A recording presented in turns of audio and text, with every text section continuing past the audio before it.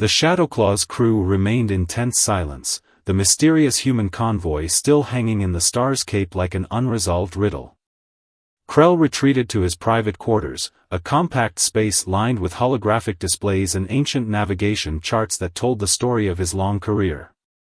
He pulled up a series of archived incident reports, each one a testament to the growing legend of human supply lines. The first documented encounter dated back 40 solar cycles, when the Trachian Merchant Confederation attempted to intercept what appeared to be a routine human cargo ship. The report was sparse on details, but the implications were clear. Of the 12 Trachian vessels that engaged the human ship, none returned intact. Survivors spoke of weapons that seemed to anticipate every move, of defensive systems that transformed cargo vessels into something far more dangerous. Zara entered, her scaled hand holding a data crystal. "I've compiled everything our network knows about human logistics," she said, her usual confident tone subdued. The holographic display flickered to life, revealing a complex web of supply routes that seemed to defy conventional navigation. Unlike other species' linear supply chains, human routes were a labyrinthine network that appeared chaotic but clearly followed some deeper logic. "Look at this," Zara pointed to a section of the map. "Most species have predictable trade routes. Humans? They're constantly shifting, adapting. It's like their entire supply system is alive." Krell remembered the stories. The Volume 10 Confederation had lost an entire battle group trying to intercept what they believed was a vulnerable human supply convoy. Their ships had been dismantled not through overwhelming firepower, but through a series of impossibly precise tactical maneuvers that seemed to predict every single move. The Nyx Collective's intelligence reports were equally bizarre. They spoke of human supply ships that could transform their very structure mid-flight, reconfiguring defensive systems in ways that violated known physics. Some reports suggested the ships were more than mere machines, they were somehow sentient, able to think and react with a speed and creativity that defied understanding. "There's something else," Zara said, pulling up a classified communication. "Our most trusted information brokers have a theory. These aren't just supply lines. They're something more." A series of images flickered across the display. Seemingly ordinary cargo vessels that had somehow survived encounters that would have obliterated any other species' ships. Detailed scans showed modifications that shouldn't have been possible, adaptive hull configurations, distributed intelligence systems that made each ship part of a larger, living network. Krell's mind raced back to their recent encounter. The way the convoy had moved. The playful beacon. The complete lack of fear. The void between star systems held no mercy, and Krell knew this better than most. His sleek pirate vessel, the Shadowclaw, glided silently through the darkness, sensors probing the surrounding space for the most lucrative target. 15 standard cycles of interstellar piracy had taught him one fundamental rule: every convoy had a weakness, every supply line had a moment of vulnerability. Except human supply lines. Those were different. Whispered about in dark cantinas across a dozen star systems, human convoys had become something of a legend, not for their vulnerability, but for their terrifying unpredictability. Most seasoned pirates spoke of them in hushed tones, accompanied by stories that seemed too bizarre to be true. Today, Krell would discover the truth. The holographic display flickered to life, revealing a convoy of 3 human supply ships. They moved with an almost casual confidence that set Krell's nerves on edge. No erratic defense patterns. No visible weapon systems. Just 3 unremarkable vessels drifting through the star-speckled darkness.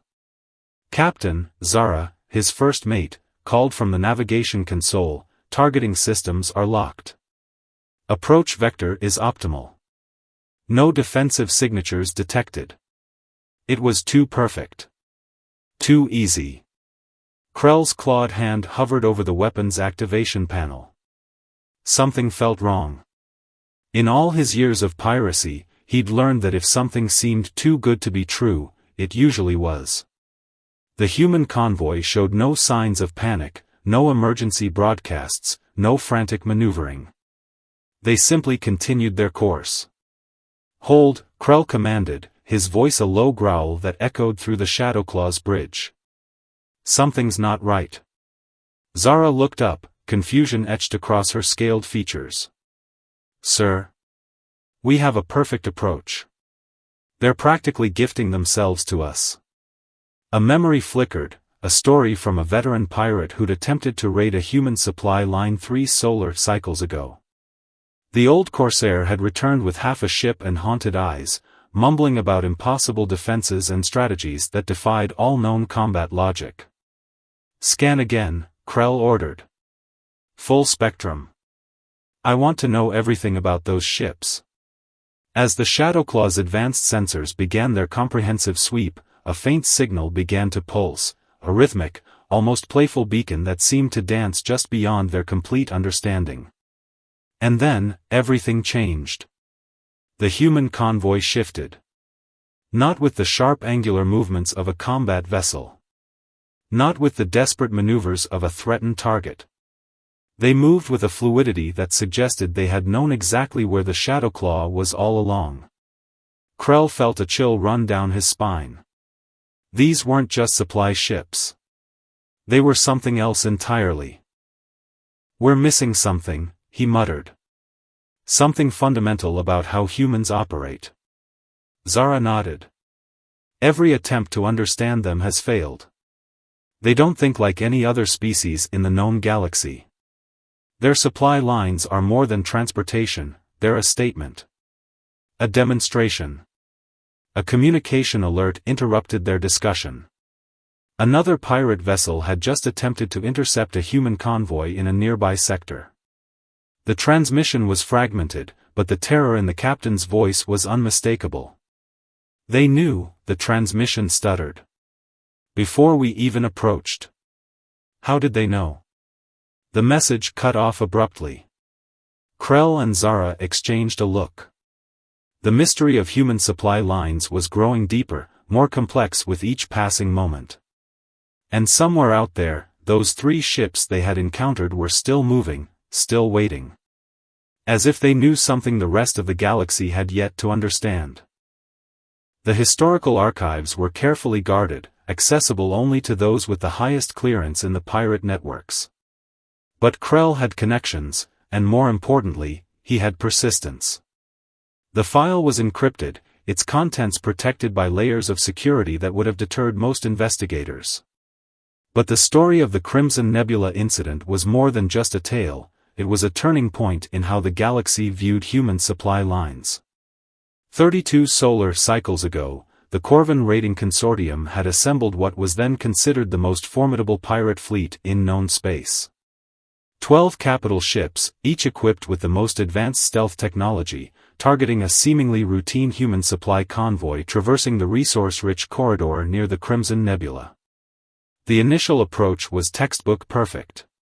Stealth systems engaged, weapon signatures dampened, the Corvin fleet moved like ghosts through the stellar dust. Their intelligence suggested a minimal escort, perhaps 2 or 3 defensive vessels protecting a massive cargo transport. What they found was something else entirely. The first indication that something was wrong came when their quantum entanglement communications began to fracture. Interference patterns emerged that shouldn't have been possible, random, yet precisely targeted disruptions that seemed to know exactly how to break their communication networks. Captain Vex of the lead Corvin vessel remembered the moment clearly in his report. The human convoy didn't just defend itself. It anticipated. As the Corvin ships moved into attack position, the cargo vessels began to transform. What had appeared to be simple transport ships reconfigured with impossible speed.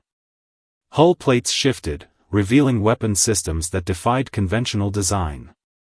But it wasn't the weapons that were most terrifying, it was the strategy. Each Corvin ship found itself facing a precisely calculated response. Not overwhelming force, but surgical precision. Weapon systems were disabled not through brute force, but through impossibly complex algorithmic attacks that seemed to predict every potential countermove. One by one, the Corvin ships found themselves neutralized. Not destroyed, neutralized. Weapon systems rendered inoperable, propulsion systems locked, communication networks completely isolated. It was as if the human ships were playing a complex game of strategy, always 3 moves ahead. The most chilling part came near the end. As the last Corvin ship prepared its desperate final assault, the human vessels projected a communication. Not a threat. Not a warning. But a series of tactical recommendations that revealed exactly how vulnerable the Corvin fleet had been from the very beginning. It was a lesson. A demonstration. Of the 12 Corvin ships that entered the Crimson Nebula that day, none were destroyed. But none ever returned to piracy again. Krell closed the file, a cold sweat forming on his brow. The report was more than a historical document. It was a blueprint of something fundamental about human capabilities. They didn't just defend. They understood. Zara watched him, her reptilian eyes reflecting a mixture of fear and fascination. Now you see, she said quietly, why no one talks about attacking human supply lines. The Shadowclaw drifted in space, suddenly feeling very small. Very vulnerable. And somewhere in the distance, those 3 human ships continued their journey, as if nothing had happened. The Shadowclaw drifted through a remote communication relay station, its crew desperate to understand the enigma of human supply lines. Krell had spent the last 3 standard cycles collecting every scrap of information, every whispered rumor about human logistics. What he discovered went far beyond traditional military strategy. Human supply line management was less about physical transportation and more about an intricate psychological chess game that began long before any potential threat emerged. Their systems weren't just defensive, they were predictive, adaptive, almost sentient in their complexity. Dr. Elena Reyes, a human logistics strategist whose research had somehow found its way into the pirate networks, had written extensively about what she called anticipatory logistics. Her papers revealed an approach that was equal parts science, psychology, and what almost seemed like intuition.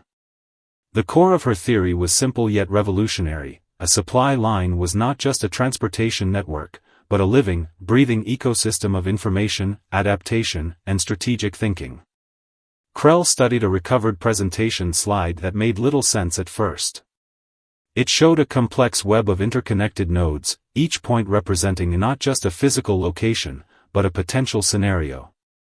The humans called it probabilistic threat mapping, a method of constantly simulating potential attack vectors, resource disruptions, and strategic challenges.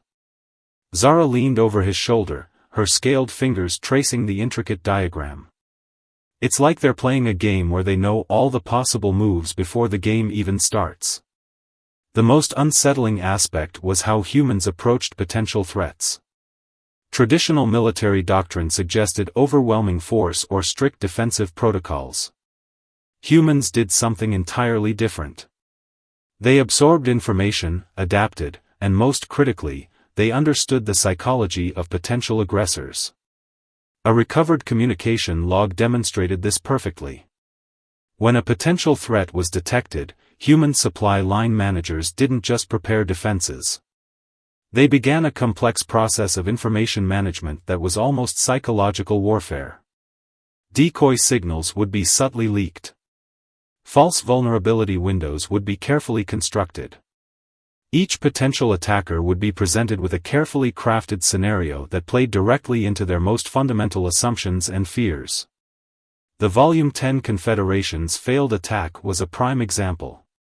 Intercepted communications revealed that the humans had actually anticipated the attack months in advance. They had carefully constructed a scenario that would draw the Volume 10 into a specific engagement zone, making them believe they had a tactical advantage. They don't just defend, Krell muttered, more to himself than to Zara. They manipulate the entire concept of conflict. A new piece of data caught his attention. A detailed psychological profile of typical pirate motivation had been compiled, not just statistical data, but a deep understanding of fear, greed, and strategic thinking. It was as if the humans had dissected the very psychology of interstellar piracy. The most chilling part was the conclusion of Dr. Reyes' research. Supply lines were more than transportation routes. They were a statement. A demonstration of a species' ability to think beyond immediate physical constraints. "We're looking at this all wrong," Zara said quietly. "These aren't just supply lines.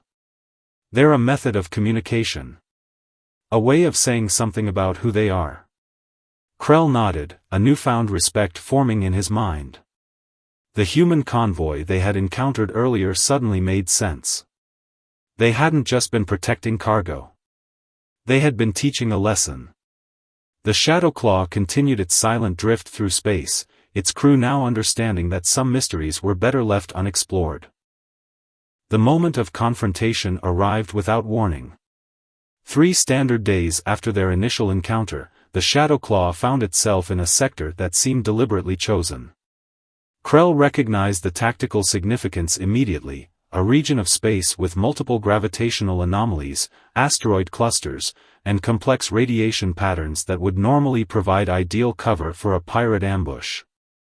Yet something felt different. "They know we're here," Zara whispered, her hands flying across the sensor console. The sensors were picking up impossible amounts of information, not just from the human convoy, but from the very fabric of space around them. The human supply ships appeared deceptively simple. 3 vessels that looked almost identical to the ones they had encountered days earlier. But Krell knew better now. Nothing about these ships was what it seemed. As they approached, the first signs of the human strategy began to emerge. Microasteroids that should have been randomly distributed began to move with purpose. Radiation patterns shifted, creating natural interference zones that would compromise any traditional scanning or targeting systems. It was as if the entire sector was a living, breathing defensive mechanism. Krell's tactical officer, Nex, called out in rising panic. "Captain, I can't get a clean targeting solution. The environment itself is changing." Indeed, what had seemed like a standard sector of space was transforming. Gravitational lensing created false sensor returns. Radiation patterns danced in ways that defied natural physics. Each moment brought a new layer of complexity that made traditional piracy tactics obsolete. The human ships didn't move aggressively. They didn't launch weapons. They simply existed, and in their existence, they dismantled every potential attack strategy. A communication channel opened. Not a threat. Not a warning. Simply a data transmission.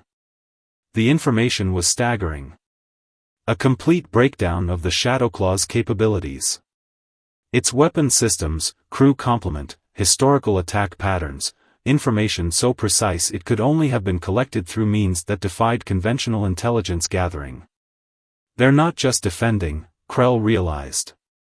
They're teaching. The transmission continued. It wasn't just raw data. It was a comprehensive analysis of why their current approach was fundamentally flawed. Economic models showed the inefficiency of their piracy. Psychological profiles revealed the deeper motivations behind their actions. It was a surgical deconstruction of everything they believed about themselves. Nex collapsed at his station, the weight of the revelation crushing. Their entire way of life, the pirate culture they had built, was being dismantled not through violence, but through understanding. The human ships began to reconfigure. Not as weapons platforms. Not as defensive systems. But as something else entirely. They became beacons of information, projecting data that mapped out alternative economic models, potential trading partnerships, ways of existence that didn't rely on predation. "We could walk away right now," Krell said quietly. "And they'd let us. More than that, they'd help us." Zara looked at him, her reptilian eyes reflecting a mix of fear and something else. Respect. Understanding. The sector of space around them continued to dance, a living, breathing demonstration of capabilities far beyond simple transportation or military might. The Shadowclaw hung in space, suddenly very small. Very vulnerable. And for the first time, very aware of how much they didn't know. The Shadowclaw drifted in a maintenance dock, a place of quiet introspection that felt alien to its crew. For generations, they had lived by a simple code: survival through predation, strength through adaptation. Now, everything they knew had been challenged. Krell sat in the worn captain's quarters, surrounded by holographic displays of their intercepted human transmission. Each layer of data revealed more than just tactical information, it exposed the raw humanity behind the strategy. Nex, the tactical officer who had been most shaken by their encounter, approached hesitantly. "Captain," he said, his voice barely above a whisper, "I've been analyzing the data more closely." The display shifted, revealing the personal histories of the human logistics team. Not just cold, strategic profiles, but real stories. A lead strategist who had lost her colony to resource wars. An engineer whose family had survived impossible odds by reimagining supply chain management. Each profile told a story of survival, of adaptation far more profound than any pirate raid. "They're not just defending resources," Krell muttered. "They're protecting possibilities." Zara entered, carrying a collection of old navigation logs, a pirate's most treasured possession. Each entry told a story of survival, of crews who had scraped by on the margins of galactic society. Their motivation wasn't pure malice, but a desperate attempt to exist in a universe that seemed fundamentally indifferent. The human transmission had offered something unprecedented. Not just a cease of hostilities, but a genuine alternative. Economic models that showed how their skills could be redirected. Logistics networks that could use their spatial awareness and adaptability. A path that didn't require them to be predators. "We've been trapped," Zara said, spreading out the logs. "Not by any external force, but by our own limited understanding of survival." The ship's historical records told a painful story. Each raid, each act of piracy, was born from generations of desperation. Colonies destroyed, resources stripped, entire species pushed to the margins. The Shadowclaw's crew weren't monsters, they were survivors of a brutal galactic ecosystem. And the humans had seen that. Understood that. Their approach wasn't about military superiority. It was about breaking cycles of violence by offering genuine alternatives. Nex pulled up a comparative analysis. The resources they had stolen in a year of piracy were worth less than the economic opportunities being presented in the human transmission. Not a handout. Not charity. But a genuine path forward. "We could walk away from this," Krell said, his voice carrying the weight of generations. "We could ignore the transmission. Continue as we always have." But they all knew that was no longer possible. The encounter had changed them. Not through force. Not through threat. But through a profound understanding that challenged everything they believed about themselves. Zara looked at the star charts, at the potential routes mapped out in the human transmission. "We're not just pirates anymore," she said quietly. "We're being offered a choice."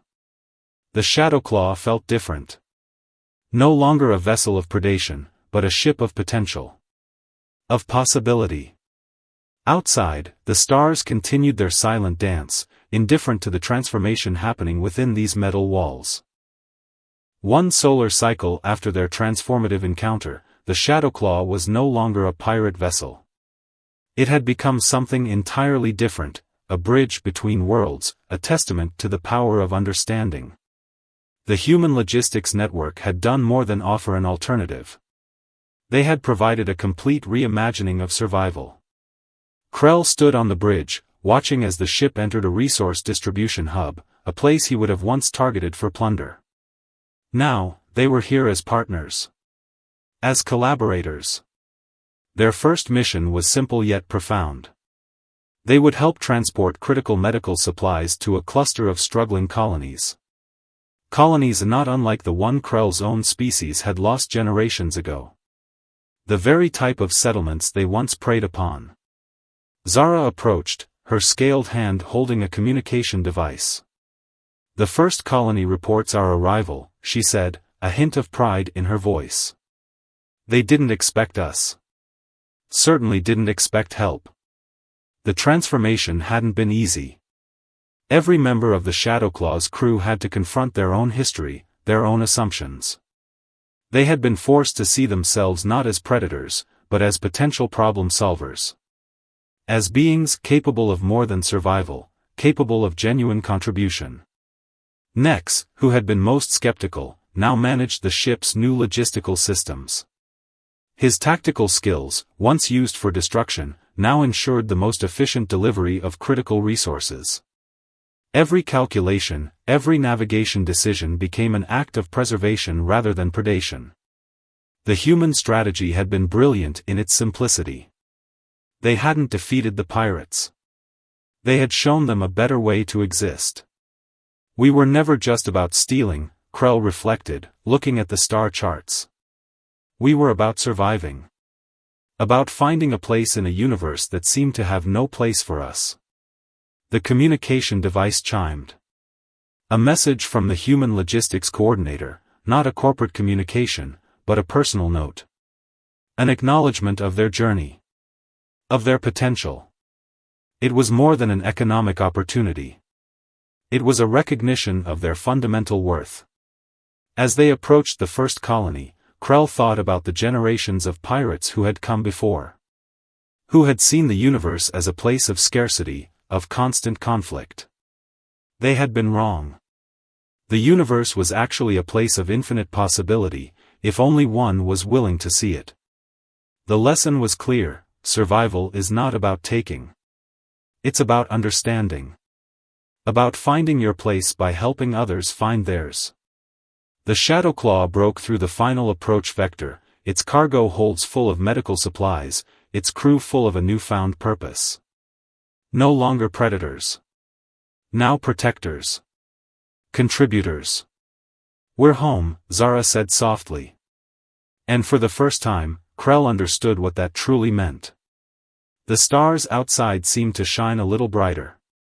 Not with the cold light of conquest, but with the warm glow of possibility.